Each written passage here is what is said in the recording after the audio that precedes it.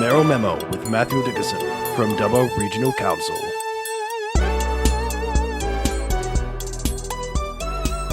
Hello everyone and welcome to this week's edition of Merrill Memo. Well, I'll tell you what folks, we have a big program to get through there today. There's a lot of stuff to talk about with our Mayor today. Sort of some of the main things you want to try to address, though, is the fact that it's actually a huge month in our region here for these sporting events. It's already started. There's a big athletics event happening this weekend. Also, is the Dubbo Sports Hub about to happen? There's been a lot of talk about it for a while, so we're going to find out today if it is going finally to become a reality. And of course, is Wellington at the forefront of the development of the flying car? What is actually happening out there at Wellington? All this and more, of course, on today's discussion here with our Mayor, Matt Dickerson. Hello, Matt. How are you? Yeah, good, thanks. And I must say, thanks for coming along on your birthday. Happy birthday to you. I'd sing you happy birthday if I could sing. Oh, mate. Look, I was actually hoping that might be in place of the Limerick there today. But last week was so focused on you. I can't do two in a row. I know. It is all about me some days, isn't it? But today, yes, it is my birthday. So thank you. And may I also return the happy birthday to you as well from during the week as well. Well, I'm not happy about that, actually. No? I did park run last week and did a reasonable time for me, for my levels. I did about a 22:39, I think it was, so that's okay. I dream of a time like that. I've had one little birthday during the week, so I've gone up in age by 1 year, and I was about 47 seconds slower this week. So there it is. Turning over a year is not a good idea. It's pulling you backwards, my friend. And also, I can see a few extra grey hairs there from shining through the back of that light there. It must be the lighting in this room. It's got to be the lighting. Got to be the lighting. Well, mate, it's been a busy week, and it's, of course, a very busy month coming up this month in regards to sporting events. So talk us through it, Matt. What's actually happening in Dubbo and the region in regards to these sporting events? Because I noticed even going down to the park run there this morning that they've already got some of the grandstand seating set up there for, I think, the touch football competition, which is about to kick off. Yeah. So what's actually going on? And the touch footy, 24th to the 26th of February is the touch footy one. But you're right.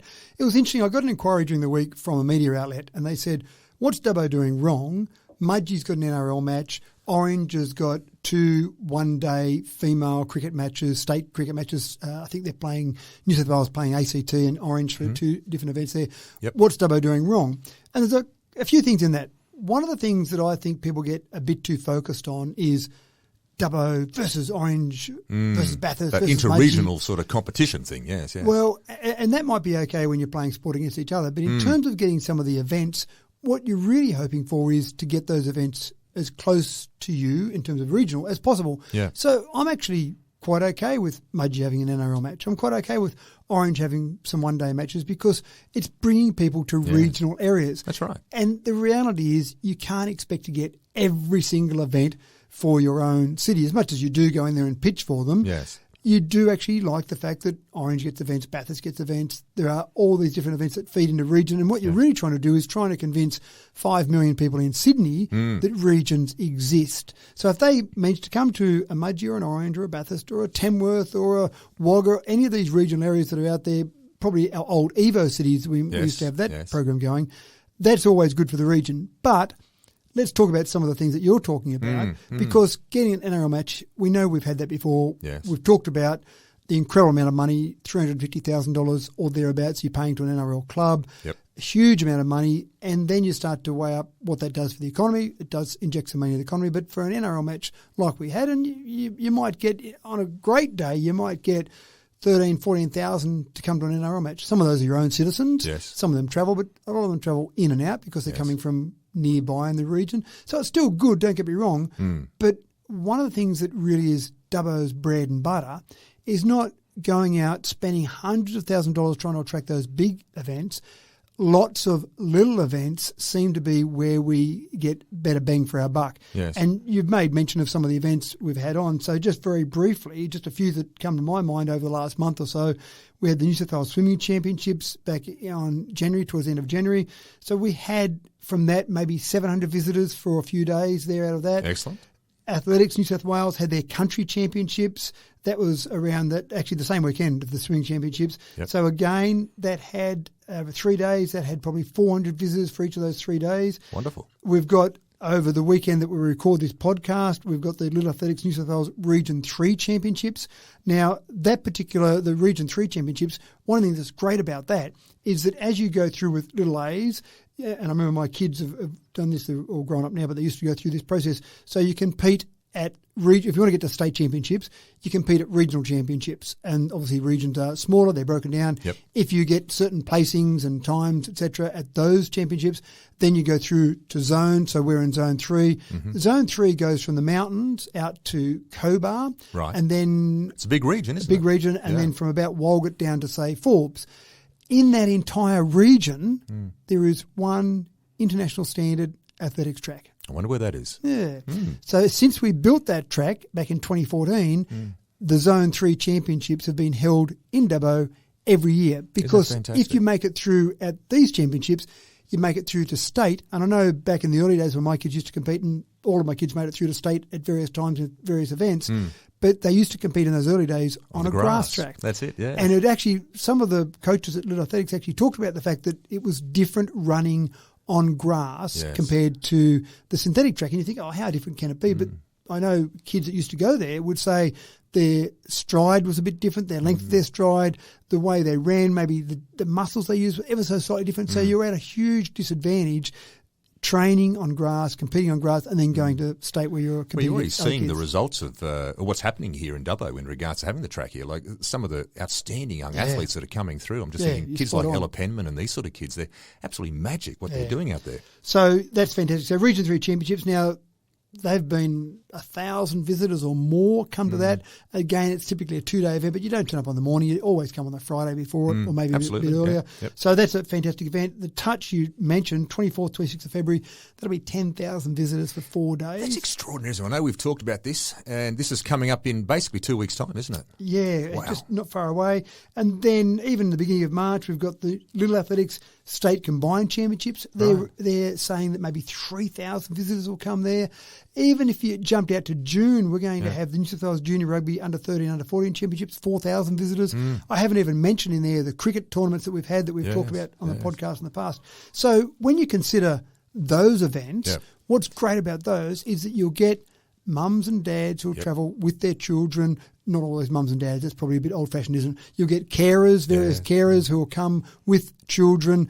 They'll stay in motels, they'll buy meals, they'll take their kids out to some of the things. They might go to the Old Dubbo Jail or the Royal Flying Doctor Visitor Experience Centre, obviously the zoo, all these different things. They might go down to Wellington, see the Wellington Caves, or just visit different areas. So all of these things are great, but the constant stream of those events throughout the entire year is what Dubbo is really good at. And I think the sporting organisations we deal with keep telling me anyway when they meet me, they love the number of sporting fields we've got, the proximity of those sporting fields, how easy it is accommodation-wise, 5,000 beds in Dubbo. So all of these things feed in. So, yes, we'll grab the NRL matches, the cricket matches, all those different major events when we can get them and when they make sense. But we're not going to go and ignore all of these other great ongoing events just for those big premier events. We want to make sure that we're catering to all these little events because I think they do more for our economy than those big events. So it's an interesting question. Hopefully we're satisfying that and we're not having to pay Little A's $350,000 to come and bring their Region 3 championships. We haven't had to pay that money each year for the last 10 years. It reminds me of a story once that a builder once said to me who was sort of doing extension work on houses. And I said, well, why don't you go out and do the major projects, the really, really big projects? And he said, Mark, little fish tastes better than big fish. There you go. And in many ways, this is what it's about, isn't it? Yeah, it's that's making right. sure we capture all the little fish out there. Yeah, no, you're which- absolutely spot on. Fantastic. Well done. Now, Matt, I'm really excited about the discussion on this one because to me, I don't know if this is leading towards where the Jetsons were with the flying cars, but I noticed during the week there that you went out to Bodangora Airstrip and you went out there to see a group called Vitilia or Vitia. I'm not quite sure. You can probably explain to me that one there. Now, what is it about these guys? Are they actually, is this the early stage of development of the Jetson car? Is this what we're looking for here? What is actually going on out here? Because this does sound pretty interesting. The flying car has been talked about a little while. Hasn't it just? Yes. And we've had a few false starts along the way. Mm-hmm. This is certainly getting closer, and we had the privilege of watching a demonstration of this particular device during the week, which was pretty exciting. So the unit itself, the actual flying device, Vertia, I think is how you pronounce it, Vertia. And the company is a company called AMSL Aero Proprietary Limited. Now, they needed somewhere to do some of their very early testing. They actually were going to go to Narromine at one stage, and Narromine was pretty excited about that, justifiably so. In the end, the housing around the Narromine aerodrome, airstrip there, was too close for them to be allowed to do some of their testing, because obviously they've got to work very closely with CASA. So they came and spoke to Dubbo Regional Council. We said, sure, you can't do it at Dubbo Airstrip, but you can do it at Bodangora because houses are far enough away and the traffic is the right volume. So this particular company, and I've talked to them before. In fact, one time before I was mayor this time around, I was actually on a plane flying back from Sydney to Dubbo for some other event that I was at, and just as I normally do, sit beside someone. I'd say, hi, my name's Matthew, shake their hand. And normal sort of social chat. Either they talk to me or they put their head in their book, and whichever way is fine. This guy started to talk to me about what he was doing and the proposal that he had. It happened to be one of the two founders of this particular company. Oh, is that right? So we've chatted a few times since then about... The moons collide in the right sort of way for that exactly moment. Right. There they are. So Andrew Moore is that particular gentleman's name. His partner in this process is Siobhan Linden, and that's where the AMSL comes from, the initials of their name, or their two names. So what they've got is this really fascinating looking device. And you look it up on the internet, you can go and see pictures of it. It's got 8 propellers. Right. And you think it's a bit like a drone, and we're kind of familiar with the flying of drones. The difference with this particular product, though, is that it uses these 8 propellers in a vertical fashion to take off. Right. But when a drone flies, it's using a lot of its energy to keep the device up off the ground and a little bit of its energy to fly forward. So in terms of battery life, if you're using batteries, which a lot of them are, or fuel efficiencies, they're not great. A helicopter's not great with its fuel efficiency, for example, because it's using a lot of its energy just to stay up off the ground. What this does, which is different, is that those propellers then turn, they slowly rotate to a horizontal mode, and it sits on 2 wings. It's got a back wing that sits up above the cabin and a front wing that sits down in front of the cabin at a lower level.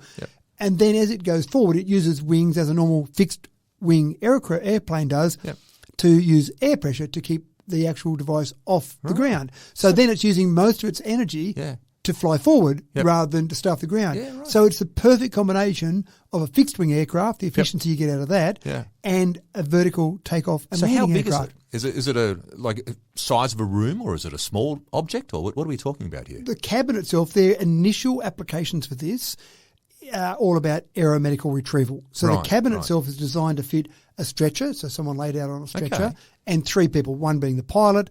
So it's a reasonable size, isn't it? The cabin is a reasonable size, that's right. So 4 people or one person laying out on a trolley or a stretcher and 3 other people around there. So think about a cabin that fits about that and not a lot of extra room, enough room for a bit of medical equipment, that type of thing. But the real advantage here, what they talk about, is the Royal Flying Doctor Service. They do a wonderful job.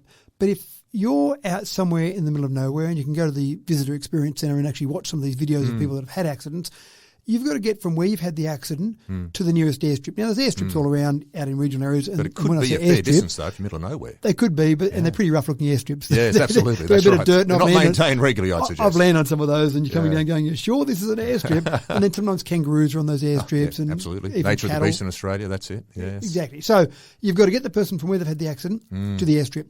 Then Royal Flying Doctor Service comes in, picks them up there, treats them there. Then they get taken to an airport, like Dubbo Airport, obviously, and then you get patient transfer to go from the airport through to the hospital. So it can take some time, quite a process, and a few transfers. Yeah. The big advantage with an aeromedical retrieval with something like the Vertia is that you would land where the accident is effectively, because it can land pretty much anywhere. If you're talking about out on a highway, you could cordon off an area. Talking about out on a farm, you could obviously find somewhere pretty easy to land. And then you'll take them straight from there. And every hospital essentially has some form of helipad somewhere that helicopter can land nearby. That's so you take them straight from the accident through to where they're actually needed. The next logical step, of course, is they'll have some contracts, I'm sure, for some form of aeromedical retrieval. But then it means it's not too far away from some taxi-type services as well. That's what I'm thinking here. This is the Jetsons. This Personal is exactly commuter, right. So what we saw during the week was pretty interesting. These aren't flying around Wellington yet. Don't get the binoculars out. You're not going to see them flying around there. What it was a cockpit sat on the ground about 5 metres away from the actual aircraft. The aircraft was all there, fully operational, but because it's in the early testing, no one was sitting in the cockpit.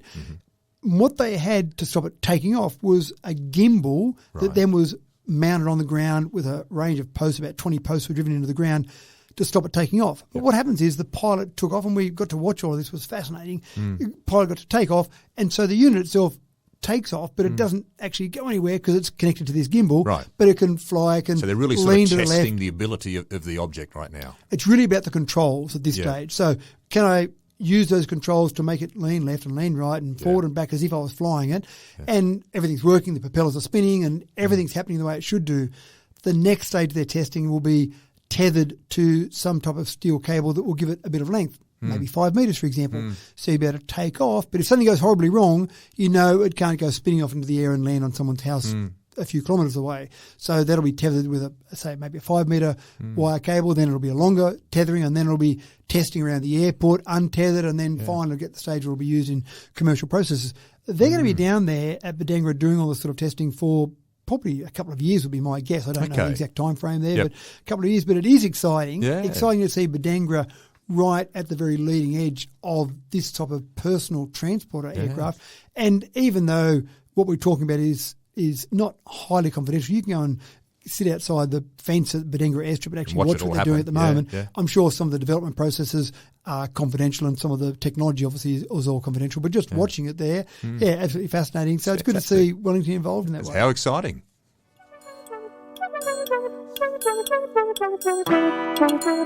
Now, Matt, apparently then during the week at the Comobella Hall, there was a meeting there with the residents about the roads out there.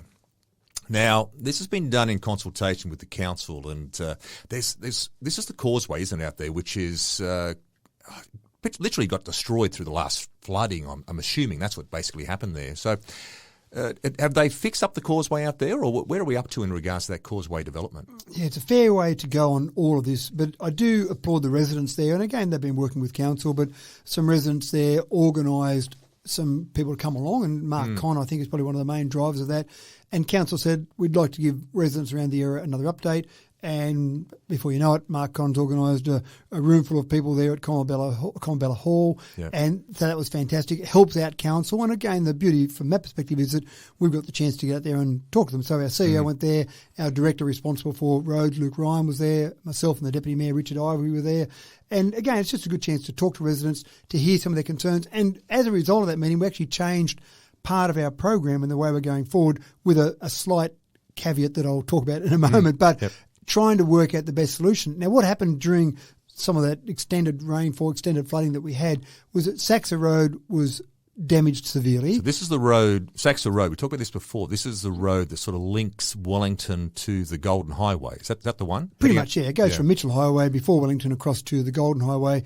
And so there were a lot of logging trucks that were using that road, for example. It's a reasonably busy road, Saxa Road. Well, it is. And I'd probably say in the past, and maybe even when it was built, it was probably designed more for servicing local farms along there to get cattle, sheep, to get grain off their property, whatever it might be, but mainly for those farmers along that area there. But it's being used a lot more than that now, which is probably why it's damaged a bit more. And the rain obviously didn't help that road. And maybe it wasn't constructed perfectly in the first place. That's all past history. But one of the problems there is you've got Mitchell's Creek, which doesn't flow much normally, but obviously you get extended rain, it starts to get a bit higher. But the actual Comobella causeway that goes across Mitchell's Creek there is now in terrible condition. Large parts of the concrete are breaking apart. There are plants growing through the middle of that there.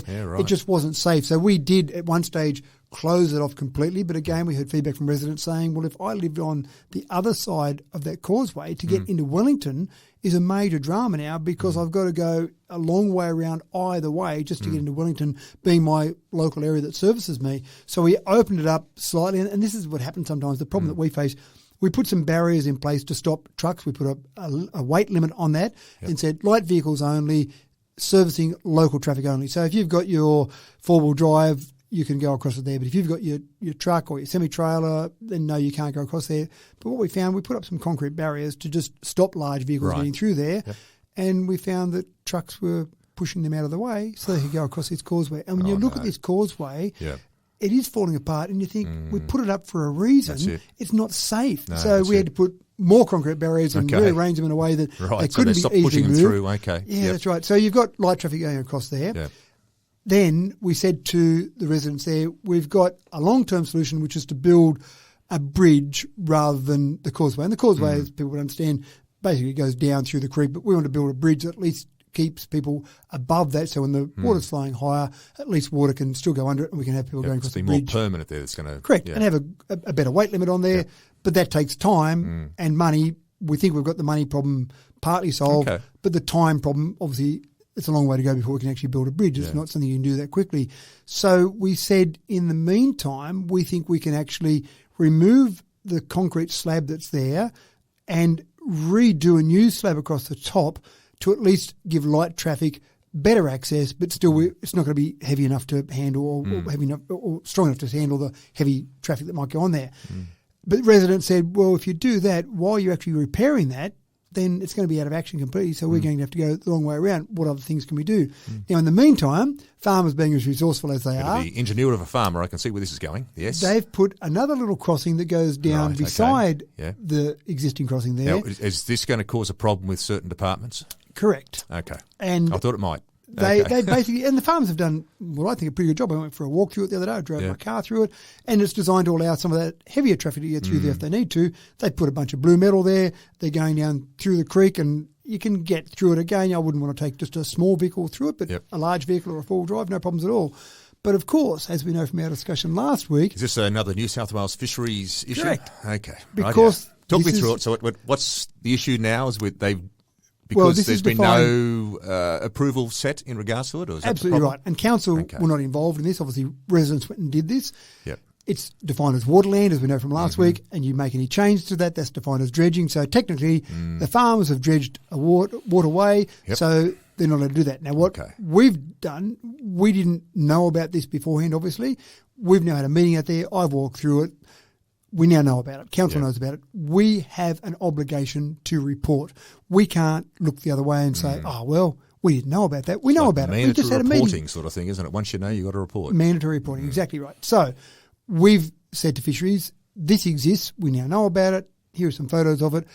But we would like you to allow the farmers to continue to use that. If it needs some extra material dropped there, if we need to do something to it just to make it that bit safer, then fine, let's do that. But we want you to leave that open. That's our request to New South Wales Fisheries, because in feedback from the residents there at the hall, they said, if we can keep that side crossing open, then great, go and do the temporary work you need to do on the crossing, then plan for the bridge, and we can do all of that while we've still at least got some access through.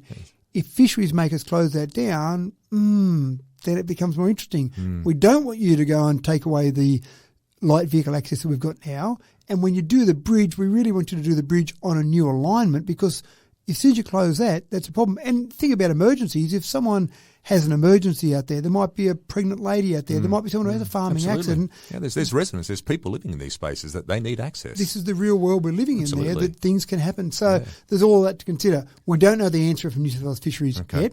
We don't know what we'll do with that bridge depending upon that answer. But the great part is just working with these residents, because one of the other areas that was talked about was the Forest Vale Road causeway. And that's been blocked by water for a long time. But now that water's gone down, you've got a huge amount of sand there. But of course, we can't move that sand. No, I know about moving the sand pack. Yes, I've learned all about that. Yeah. So again, feedback from the residents was, can you hurry up and fix that up? And we said, you guys must have a hotline to the New South Wales Fisheries going right now, I'd suggest. It feels like that. Yeah. So we'll work on fixing that causeway as well. But just for residents out that area, Saxa Road, Wongajong Lane, Windora Road, Ballymore Road, Comobella Road, there's some of the roads that residents are giving us feedback about. Yes. I have talked about this before, and I do ask for patience from residents. 2,875 kilometres of roads. We've only got a team so big. That's right. We've only got so many materials. We've only got so many contractors we can engage. We're trying to get all the work done on all these roads, and those roads are important, but lots of other people across the LGA have important roads as well. So we're doing what we can. We can't wave a magic wand. We can't click our fingers, but we're working through it. But keep giving us feedback. We're happy to take those emails, take those phone calls to know about different areas, but just don't always expect it to be fixed immediately. And even this process alone has taken many months to get to this particular point. I'm glad to see there's consultation happening. All right, Matt. Now I've got a feeling this might stir a few people up. I feel there's something about to happen here. It looks like down in council, the council chambers, the holy space, where all the aldermen of past and present have met since, I would suggest, probably Matt, mid late 70s. I'm thinking. It looks like, am I right in saying this, that Dubbo City Council is about to change the holy space to another area? Are you going to move internally within the building? What's happening here? Well, no decision has been made by council yet. There will be, if there's a Is there a point of discussion, though? It's certainly a point of discussion and something that will come forward to councils eventually. As you know, that nothing is determined until there is a council resolution. Yes. And I've often talked to councillors in the past that it's great to have councillors out there in the community talking about various decisions that are being contemplated. It gets to the point, finally, you make a council resolution. That's in the council resolution, a bit like the umpire's decision. You can appeal as much as you like to the umpire and say, couldn't you see that was obviously plumb, So once the call's been made, it's been made. So what's the reason behind it? Is there a particular reason why there's a need to move the chamber? Well, need and maybe a desirous outcome are probably two slightly separate things. One of the things that's interesting, and you're right, I think that new building there, and I'd love to find out the exact date, but I would suggest it was probably sometime in the mid-70s. Yep. The council chambers used to be around Macquarie Street. Sometime around the mid-70s, it was moved to the current building. 1980 was when there's an amalgamation between Dubbo City Council and Talbragar Shire Council. Yep. It was definitely before then. Yes. 1966 was the declaration of Dubbo as a city, and I've seen photos from there where it was the old chambers in Macquarie Street, so it was definitely sometime after that. Yes. But where in that, I don't actually know the exact date, but let's go mid-70s. Mid-70s, but that's about my time of my grandfather, Eddie Meek, was on council at the time, and I remember going into the council there and smelling the new veneer that would have been put in the 1970s in those rooms, so yes. There you go. So you've got somewhere in the vicinity of maybe not 50 years of history, but close to. So a lot of meetings have been held during that time. I do remember a couple of times when I first got onto council, there'd been a fire in the council chamber. Some kids had got in and broken into a window and set a fire in the council building. Yeah. And so council meetings were held at the old Dubbo High building, which is now part of the Western Plains Cultural Centre. Yep. And that was quite an interesting experience because you would sit around in a classroom literally. Yes. And the gallery would sit there just beside you, so they could almost look over your shoulder and look at your notes that you're writing down there. And excuse me, Mr. give you a bit Dickinson, of I think feedback. you've missed a point there on your second page. And there have been, I do remember one meeting that we had over in the Dubbo Regional Theatre and Convention Centre because it was a particularly contentious issue. It was about Save Our South, about some zoning plan changes recommended at the time around South Dubbo. Yes. And there was such interest in that. That was before we had live streaming. We held the meeting over in the theatre because we wanted to have all that seating capability there. So there have been times been held outside there, but generally for those close to 50 years, that's been the place. But one of the issues in my mind is you've got this chamber space there that's used twice a month. We have our standing committee meetings there. Yep. It's a big space. It's a pretty big space. It is a pretty big space. We've got our council meetings there, and that's about it. Sometimes you might have executive level staff meetings might be held there occasionally, but really it's only used a couple of times. Yeah. We've got a huge number of staff, over 500 permanent staff now. You've got to make sure you put them somewhere, and you don't want to pay too much for the real estate that they're in there, rental or buying it. Yeah. And so we started looking at it saying, well, you've got all this space there. Is there some way we could actually use that space? The other part is that it's upstairs. So at the moment, if you're in a wheelchair, for example, and you want to come into the chamber, it's a bit of a process to go through the council building, up the lift, down through a chair lifter to the chamber, which is just at a slightly lower level than the first floor, and then into the chamber. And that's not really a dignified way for someone in a wheelchair to access the chamber. Yeah. So this is interesting, and I do expect there'll be some feedback about this. So there'll be plenty of people give you the question, and what value do you put on history in the space, I suggest. And that's right. And some former councillors might have some issues with this. I don't know. I haven't heard from them yet because we haven't really talked about it in the public about yet. To find out, though. But downstairs, we've got some conference rooms, and they're used throughout the week for various things, small meetings, groups, different committees, etc. But there's no reason we couldn't book those conference rooms out on the standing committee meetings and the council meetings each month, which might mean that we lose those conference rooms for half a day, say twice a month, and the rest of the time they're used, and then the chamber could be changed into office space, for example, or space that's used by our staff on an ongoing basis rather than having to keep that space there, don't go into the chambers. It's just sitting there waiting for the meetings that happen. Well, I must admit, I didn't mean to be sort of flippant in regards to referring to it as a sacred space, but it almost is that. It's right now, there is this sense of the fact you've got this great big space area. As you say, twice a month, that's all it's used for. And what's it for?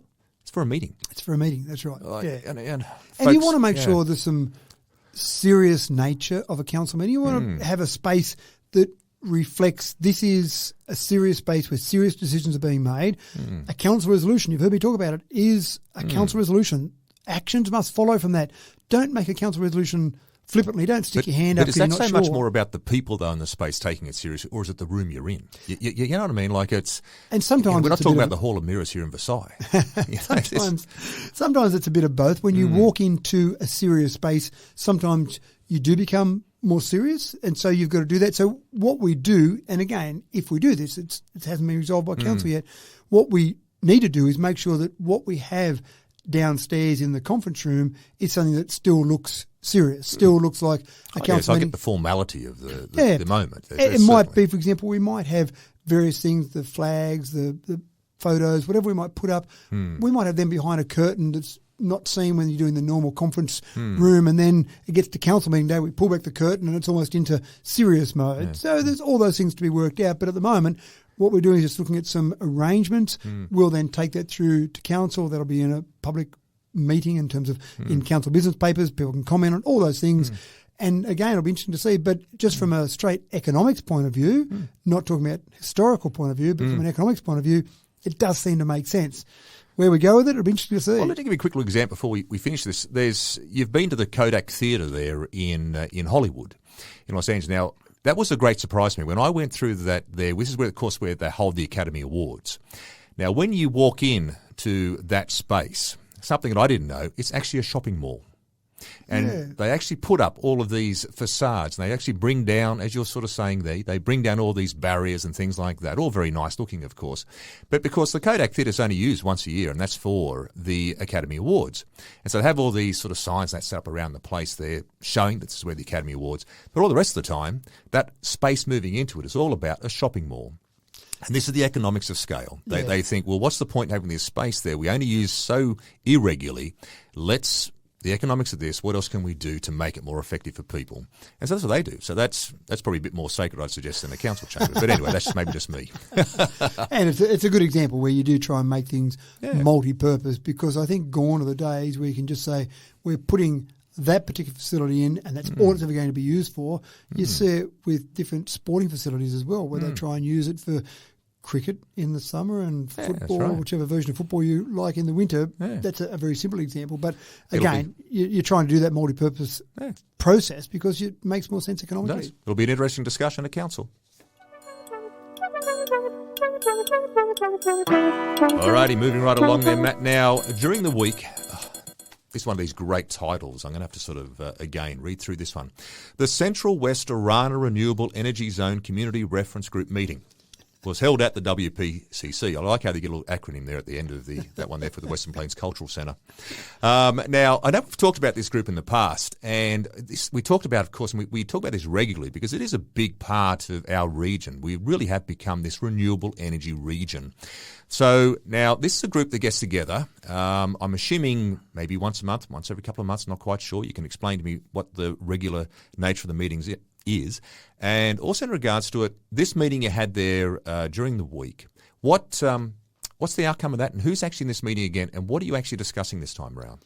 So this particular one is focused on energy codes. So when some large developments go through, in particular some of these renewable developments, sometimes there'll be a requirement, or even it's just a good idea to put some sort of consultation group, reference group together to have discussions with the community so that that particular proponent has an idea of the community thinking around that.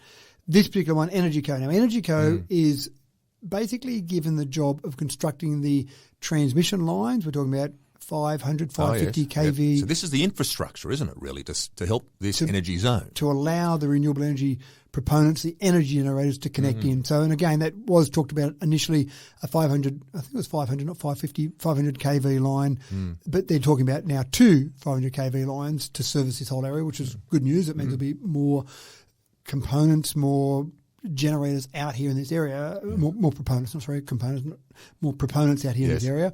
And so effectively you'll have this whole area there serviced by that. Now EnergyCo, who are going to be building these transmission lines, have this reference group there, and it is a reference group. So this group can't make any decisions. Okay. This group can say opinions, say what they think of things. Yep. It's really for EnergyCo to be aware of what the community thinking is. Okay. And you've got a range of different people representing different groups on this particular reference group. So you've got, for example, local government delegates there. So you've got 3 councils, Midwestern, so Mudgee, you've got Warrumbungle, Coonabarabran, and you've got Dubbo. Yep. I'm the Dubbo LGA delegate on this particular reference group. Yep. Then you've got community representatives, people that have got an interest in those communities there. Often they are farmers because it's going through farmland. They don't have to be, but they're people who care about these things in the community. Yep. And then you've got a few different stakeholder groups who, again, there might be some opinion that these groups might be impacted in some way, shape or form. So, for example, you do have New South Wales farmers represented there. You've got Business Mudgee as a business group that's focused in there. You've got environmental councils, land care groups. You've got a group called Realliance in there. So you've got a range of those different ones. You've obviously got people from EnergyCo to talk about what's happening. And sometimes we'll have invited guests, and the various generators that we know that are going to be involved are almost a standard invited guest, but we might have other invited guests that come along as well. So it's a really diverse group of people, isn't it? It is, and it's designed for EnergyCo to give us an update, which is, again, as they go forward, giving an update on where things are at, how things are progressing, and then for them to hear some feedback from some of these groups.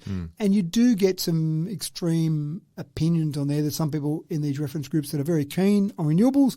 We want them to happen as soon as possible. Let's go full steam ahead. We want it all to happen. And you've got other groups in there who aren't so keen on renewables, who are saying, can we put the handbrake on? Just can we hold it there for a little bit, get some more information, or can we not do it at all, or whatever it might be. Ultimately, it's important for EnergyCo to hear all this feedback, and they may or may not make decisions based on some of the feedback they've got from these groups. So no decisions out of the meeting. It was really a chance for some feedback and maybe some actions you might get out of some of these meetings, but typically it really is that feedback loop to make sure that EnergyCo knows what is happening in the community. There are some times, and I don't think this is one of those examples, but there are some times you'll see some of these groups and there might be some sort of mandate to put a group together, and you just get the feeling when you're sitting in these meetings that someone's ticking the box to say, I put a reference group together and I heard from the community, but they didn't really have their ears open when they were hearing from the community. It's more when the development goes forward, and at each step there might be some requirement to say, and community feedback, or what do the community have to say? Then, yep, we tick that box. Here are the meetings that we held, end of story. But again, I think this one is a bit better than that. Typically they'll meet quarterly. These so sort of once every consultation 3 groups. months they're meeting together? Yeah, that's right. But I actually like sitting on them because I just get a bit excited about all the things that are happening. Yeah, of course with you this. do. And you want to see what's happening and you want to hear about it. But people bring valid concerns forward. People bring concerns forward about housing and how we'll have enough housing. Where are the people that are going to be working on these projects coming from? What about the farmland that it's going through? How's it going to work for those farmers? How wide are these particular easements? So, and that was one of the things that I learned on the weekend, during the week with this particular meeting, was that the easement itself is 70 metres for these power lines because they've stepped up. Again, there was some talk about them being maybe lower voltage power lines initially, but now they've stepped up to these high voltage. The easement is 70 metres. So where that power line is, where that tower is constructed, 35 metres on either side of that is how much room they'll need. Now, when you've got 2 500 kV lines, they will typically have 2 lots of 70, but sometimes they might combine those until it might not be a full 140 metres. So if they go through a farmer's land, do the farmers get compensated for this, or do they have a say if it goes through their land, or how does that work? They definitely get compensation, and the compensation, there are so many different numbers thrown about. Often what happens with compensation, and this is one thing that I prefer them to do it a bit differently, often the compensation seems to be the last thing they talk about. Now, farmers are very concerned about loss of income. Farmers are concerned about a whole range of valid problems. These power lines being constructed here, what impact does that have? How does that affect my farming operation? All fair questions. And then at the end of all that, the particular proponent, whoever that might be, then typically says, oh, by the way, we'll give you X dollars for that. Now, I would prefer they led with that because sometimes some of the concerns that a farmer might have, for example, I'm going to lose some of my farming land, I'm going to lose some of my income. If the proponent said at the very beginning, by the way, we're proposing to pay you X dollars per metre or X dollars per kilometre, whatever the figure might be, an upfront fee, an ongoing annual fee, whatever, tell the farmer those numbers up front because then the farmer can say, well, I know I'm going to lose some of my income because I can't put crops there or I can't have the same number of cattle, whatever it might be. They can calculate what they might lose, but I know straight away I'm getting this money coming in. That's more than what I'm losing. Okay, that's taking care of my finances. Now let's focus on any other concerns I might have. But sometimes the concerns are financial, which is fair enough, and they just don't talk about those numbers till the very end. And I've said that to Inland Rail. I've talked to people from Inland Rail. I said, tell these farmers how much they're going to get paid up front. Absolutely. And that takes away one of the concerns. You're talking about that people's livings here. This is their livelihood. That's right. This is what they do. And now there might be other valid concerns. I don't have a problem with that, but at least one is easy. The other ones might not be as easy to solve, but the money one is relatively easy to solve to put people's mind at ease that they'll still have that money coming in. Now, for easements, I don't mind the idea of easements. If I owned a farm and someone was going to pay me, if they told me up front they're going to pay me some money for this easement, and then I look at that and I think, well, that easement that goes through there, well, I can still farm underneath that probably, and I lose where the actual towers are going to be. I lose a bit of space there. But if I'm getting a reasonable amount of money for what's happening there, that probably sounds okay. So, sure, I'm happy for you to run that through my particular property.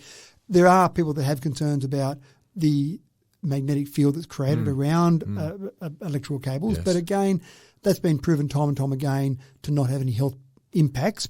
But some people still have those concerns, so that's fine. Go through and explore those, investigate those, look at those. Again, take the other easy stuff out of the way. Does a farmer get a say in regards to whether or not this goes through? Like if he doesn't want or she doesn't want that to go through their land, do they get the opportunity to say, no, I don't want that going through my land?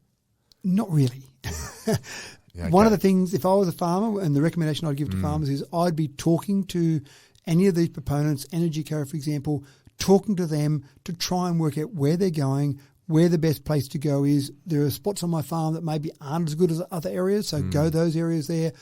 Ultimately, if I dig my heels in and I say, you're not coming through my land, ultimately, for the sake of a project of this significance, you have compulsory either acquisition or compulsory easement compulsory powers. acquisition. This is like The Castle, the film. Exactly right. And so, but often it won't be compulsory acquisition because Energy Co doesn't need to own this land. They just need to be able to get access to the towers, or if, for example, something happens with a cable and it breaks and it's sitting on the ground, they need to be able to get into those areas. So it's, and I'm not sure what the exact term is, but compulsory access might be the term, for example. So ultimately, if I say no, then the government has powers, because you can imagine if you didn't, you could say they're constructing hundreds of kilometres of power lines from out here across to the coast, for example, where most of the power is needed. Then you can imagine one farmer says no, you've got this hundreds of we can't use that because we've got that gap there. Billy Bloggs' farm, that kilometre there, he said no, so we can't do anything about it. So you have to have a government of the day has to have the ability to put these things in where they are required. Now, sure, they might say, look, just go around there and go through Jimmy's place. Jimmy said it's okay, Billy said no, but then you're adding expense to a project and it's not cheap to go and put up large transmission lines.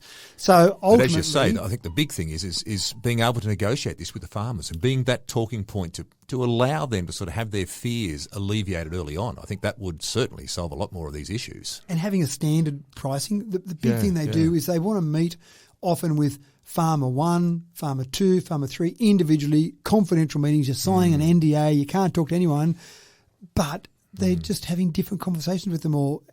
Again, if I was in government, what I'd be recommending is I'd be saying go forward with a common formula that's open and transparent to everyone. And if you deviate from that formula, make sure you've got justification, not just that Jimmy argued a bit harder than Billy did. Make it so that here's our standard formula. We pay X dollars for everyone, so everyone gets that payment. But open and transparent, we had to pay Jimmy X plus 7 because this particular problem in his property or some other issue there. And everyone else that looks at it, if it seems like a fair and reasonable thing, they say, okay, that makes sense on that particular property. That's, to me, a bit of an issue that is not really worked out up front at the moment. It seems like secret squirrel stuff, and that just makes everyone suspicious. Absolutely. And everyone is being told, you're getting a better deal than your farmers, but then if you kind of have a subtle conversation with your farmers, which you shouldn't do because you've signed an NDA, you sometimes find they're not always telling the right story, so it makes it complicated. It can be simpler than that. But you know what, though? Like, from the point of view of compensation, I know we've talked about this before as well in regards to the regions. There's a lot of regions that obviously, within this own area, you go through Mudgee, Wellington and Dubbo and all this sort of stuff and you move through. Is there anything happening here in regards to the compensation that these environmental, like the groups now that are setting up the wind farms and the hydro plants and the solar plants, how are we compensated for this now? Are there any plans moving forward in regards to the nature of that compensation? That's a really big question. There's so many parts of that. I'll try and cover off as much as I can without spending too much time on it. Let's pick on a wind farm. If you're a wind farm, the farmer itself typically doesn't sell his land to a wind farmer. They'll typically lease out a little bit of space. They'll get their roads upgraded, probably some fences upgraded. That's all great, good benefits for the farmer. And now they then get a payment for the lease of that land that wind turbine sits on. So for a farmer in that scenario, fantastic, because he can keep running cattle or sheep on his property, which often they are cattle and sheep rather than cropping farms because they're often in hilly areas because you've got the wind there. They keep running their farm and they're getting paid an amount. Fantastic. The community, which is the flip side of that, typically there'll be a community benefits fund. And the community benefits fund is something that you get not enough money, in my opinion, for the community that can be used for the community in a whole range of different ways. But that's something that the wind farm, the proponent, that generator, pays to the community, and then decisions are made about where that money goes. Pays through to council or the region? Or council will often be involved in handing that out to different groups. They manage the process often, but there's a community group that will sit, or community people that will sit on that group that make the decision about where that money will go. Then on top of that, you look at what happens to the local economy, because those community benefit funds aren't significant dollars. What happens to the local economy? And in terms of a wind farm, for example, you get a little bit of extra employment. Take the Bodangora wind farm, 33 wind turbines. I think they employ about 5 or 6 people. So not a huge amount of employment for that. But again, a wind farm, I'm comfortable with that because the farmer still runs his farm, so that's still happening. That doesn't change the economy locally. And the farmer gets a bit of extra money. Great, he might spend that in the local community. Then you've got a bit of extra employment. Not huge, but a few people extra employed, so that's good. And a community benefit fund, so a little bit of extra money there. So overall, wind farms, pretty big tick there. Few benefits here and there. Some people think they're ugly. I think they're majestic. That's a personal opinion. But in terms of the economy, great. Solar farms are not so great because there's a few things that happen there. Often with a solar farm, the farmer will sell his land to a solar farm generator, unlike the wind farm. So the solar farm then just says, we just want to generate electricity. So suddenly you're losing prime agricultural land. The inputs to the local community about the purchases of various products they might need for that farm are gone. Employment of that farm is gone. There is some small employment in terms of the people on the solar farm, but probably nowhere near the same number of people. And the real one that just annoys me no end is the fact that there is no compulsion from the state government for solar farm generators to pay a community benefits fund. Yep, the wind farmers do. The wind farmers have to. The solar don't. They don't. So you're not getting a community benefit from that. The employment you're getting out of it does not replace the farming employment, and you're losing that prime agricultural land. I can see that frustrates you. That's Absolutely. right. It is frustrating. There are some places that they're looking at, some solar farms, where they're still talking about running sheep under the solar farms, and there's some testing being done. The number that's thrown around is you might be able to run sheep to maybe 70% of the capacity of that land normally, but then the wool might be better quality because it's a bit more protected. So you might not lose a lot there, but a lot of these farms are not sheep farms. They're taking away farms that grow wheat, for example, and then you're probably not as good running a sheep farm on that because the wheat might be a better crop. So the solar farms maybe not as good, not saying let's stop it all, but let's change the whole dynamic of that. Let's make the community benefit fund compulsory. Let's work out other ways we can get some money back into the economy and still have, because I still believe we need to have renewable power. No doubt about that at all. Batteries, again, a little bit different because you need a smaller footprint for batteries. So that's probably not too bad. You might lease some land off a farmer. You might buy a small part of their particular farm. Again, there's no compulsion to have a community benefits fund. Lots of these generators or proponents say, oh, that's a good idea. We'll look at doing that. But of course, if it says you can voluntarily hand some money over or not, what are you going to do? He's going to turn around and voluntarily do that. You're going to say, I voluntarily do not do that. So it certainly sounds like there's a lot happening in this area, Matt. I think we're going to have to sort of pick it up again for another day, I think, because there's so much more there, isn't there? And you're right. There's so much to explore in all of that.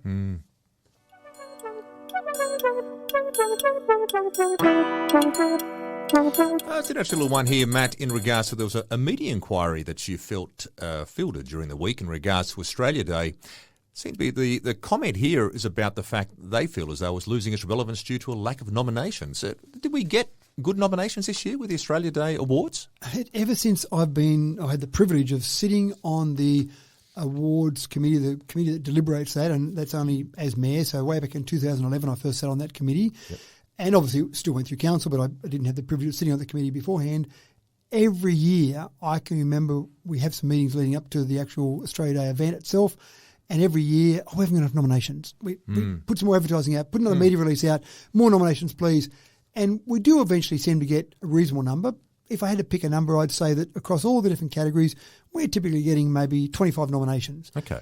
And one That's person, a very solid nomination count. You're getting 25. It does seem to be. And one person said to me, is it difficult to do nominations? And I said, well, no, but it's probably time consuming because if I'm going to nominate you, I can't just fill a nomination and say, Mark Barnes, Citizen of the Year, is a good bloke. Yeah. Because the committee, and I know I sit on the committee, gets that nomination and they go, gee, I know Mark Barnes, he is a good bloke, but that's not enough. That's not enough to give him an award on. Yeah. So we ask people that fill in those nominations to put as much information as possible because we're relying mostly on the information in the nominations. There's great local knowledge around the committee, but again, as much as we might know about Mark Barnes being a good bloke, we need to see what he's doing in the community. That's right. So in general, we like those nominations to be comprehensive, and that means it takes a bit of time to fill them in. So that means people aren't flooding us with the nominations. One of the media inquiries seemed to be about the fact that we didn't give out a Young Citizen of the Year award this year. Okay. Therefore, Australia Day is losing its relevance because you didn't have enough nominations. Was that because you didn't have enough nominations for the Young Person of the Year? What was the reason behind that? Here's the thing that I think is absolutely vital. The Australia Day awards that we give out, every award committee I've ever sat on for those, has been very particular about making sure that the awards that we give out are given to people that meet a standard, they cross a bar of being of the standard required to win that award. So it means otherwise it loses its level of significance, correct. I suggest. Yeah. We've had years where we've had one nomination and we've given an award to that particular person. We've had years we've had one nomination and we didn't give an award.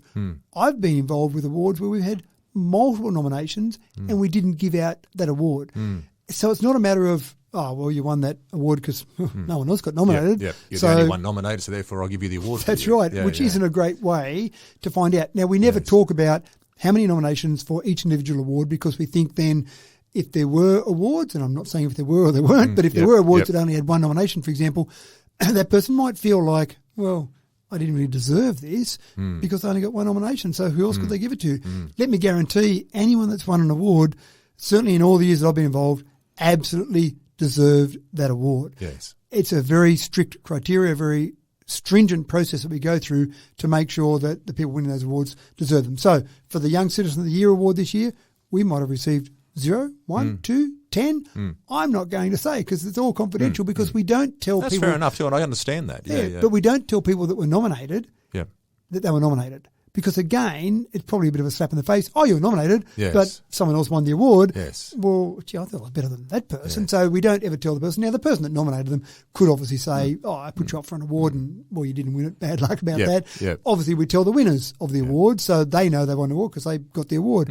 No one else do we talk about, and outside that committee meeting, those names are never discussed. Yes. But again, I don't think it's losing its relevance. Yep. I think fine-tuning it, modifying it, making it relevant, that's what we obviously tried to do this year, and we'll continue to do that in the future. But those Australia Day awards, in fact, we've added over the years. We used to have the Senior Citizen of the Year at a separate day involved with Seniors Week. Yep. But we now do that on Australia Day. Yes. There was a request by the arts community to have a Cultural Person of the Year awarded. They said, you've got a sports person, a young sports person. What about the people in culture? And so that's been an award that's been added, and I can't tell you exactly when, but certainly I remember that going through in my time on council. Yes. So those awards, I think, are growing in their significance, and the people that win them, I think, are great advocates in our community for people that do some great volunteering work. So I don't think they're losing their relevance. The fact that we didn't give out one award this year, that's not the first time that's ever happened. I'm sure it won't be the last time. No.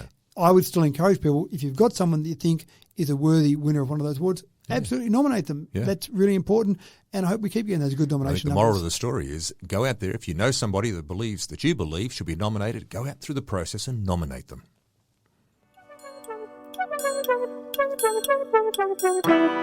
No, Matt, this is... I saw this during the week, and I got very excited as well, like a lot of Dubbo people, in regards to the announcement of the Dubbo Sports Hub.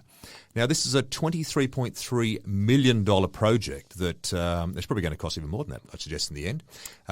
It's an additional 20-odd million that's come through there from 2018. So is this finally starting to happen? This is my sort of thoughts in regards to this. It's been around for a little while, this project. I know there's been a bit of discussion in the community in regards to when this is going to take place. Is this now finally starting to come to fruition? Absolutely right. 2018, you're spot on. It was first announced. Yep. And I wasn't on council at the time, but from memory, it was about $20 million that was announced for that. And this is a project that was really about PCYC. PCYC have got their building now. People will be familiar with that down in the CBD. Yep. And they've well and truly outgrown that and outgrown the sporting needs in the community for it. And PCYC do an absolutely fantastic job. So back in 2018, it was announced that PCYC would have basically the charge of this sports facility, but they didn't have the money to do that. State government announced about $20 million.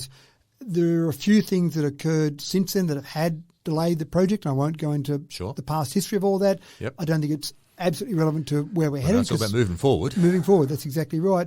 So now, during the week, the state government came on board and said, we're going to give another $23.3 million. So we're talking about over $40 million for this sports hub, which is exciting. Thing, yes. It's on Charles Sturt University land. Right. So it's located up between Charles Sturt University and the Dubbo cycle track. So that if you're going to picture that particular parcel of land there, we saw the plans, just pictures of the plans there on the day of the announcement, and they look very exciting. Huge facility there. You've got a number of sports, probably basketball was a large focus for this to get better basketball facilities in our community. Yep. But you're also talking about netball, gymnastics, hockey, indoor hockey, obviously. This is all an indoor facility. Volleyball, futsal, badminton, all of this are in the plans. You can see the massive benefits here to Dubbo with this, and the region for that matter. I mean, we talked about earlier about the regional input of these type of facilities we have here. To add something like this to Dubbo is phenomenal. So is it... Have we got any sort of time frame? I know we started to talk about this in 2018. I can understand people feeling a little bit, it'll happen sort of thing. Yeah. Is there a bit of a time frame on this, or where are we? Well, the good news is the DA has been lodged and has gone through council now. So the DA plans are there, done. The project will probably be managed by someone associated with the PCYC. Right. So council is not managing the project. I don't think the state government's managing it per se. Yeah. I imagine it will be managed via the PCYC. I imagine now they're at the point of almost getting ready. The plans are pretty well finalised, but getting ready to go out to tender and actually start getting things happening with it. It's going to be a big construction project. I can't see them building that project within a time frame of maybe 2 years, probably it would take to actually build it all. There's some exciting parts of it, though. One of the things that I learned on the day when we were up there was that the standard now for things like basketball courts, you've got an increased standard of runoff that's required. So it's now 3 metres. When you look at some of the other facilities that are being built around other You're talking at the end of the courts. Outside the court, that's right. Yep. It's a new standard. It's basically saying that we need more runoff. It doesn't mean that basketball courts that have been built in the past in other areas aren't able to be used. But when it comes to trying to host large events, large maybe state or nationwide events, that 3 metres of runoff will be absolutely a feature that we can put our hand up and say, we've got the latest standard. We meet the international standard of what's expected. Exactly right. Yeah. And as we've found with our athletics track, we can attract better events when we can say we're meeting international standards. Now, this is a new standard, so it's not as if the cutting edge. Well, it is not as if the other ones that have been built around other regions made a mistake. They built to the standard of the day. What was expected. But we'll be able to build to the standard of the day with the new standard. So that's pretty exciting as well. I've got one more question for you. Sure. Is this money secured?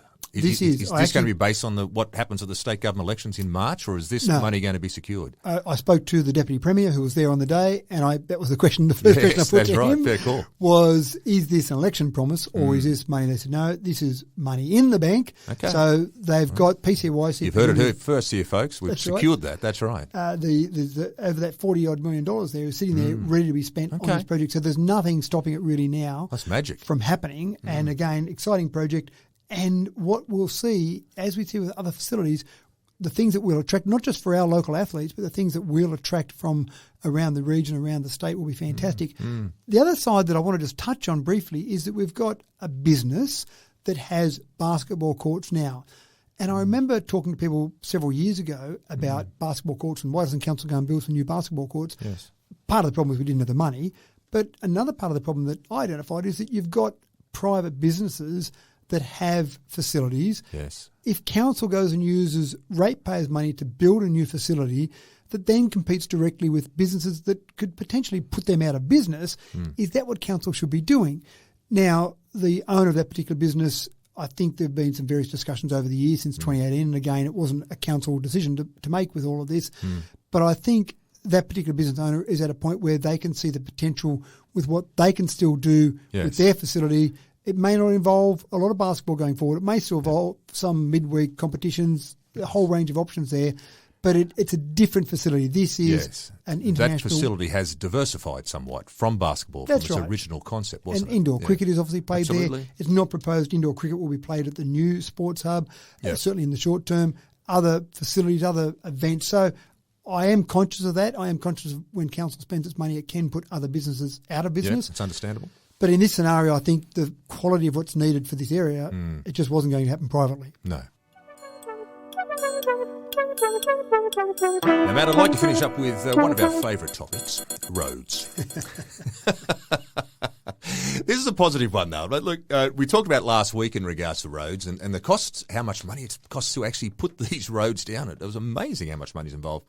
Now, notice the fact there, though, that during the week there was an announcement made that there was $500 million given towards regional roads, which is, well, that's a significant money in anyone's books, I'd suggest. So how did we go in Dubbo? Did we get a little bit of that? So it wasn't quite $500 million for regional roads. Oh, okay. The state government made the announcement not that long ago that they were going to give $500 million to councils. Right. Of that, $280 million was tagged as being for regional, so that was great. Yep.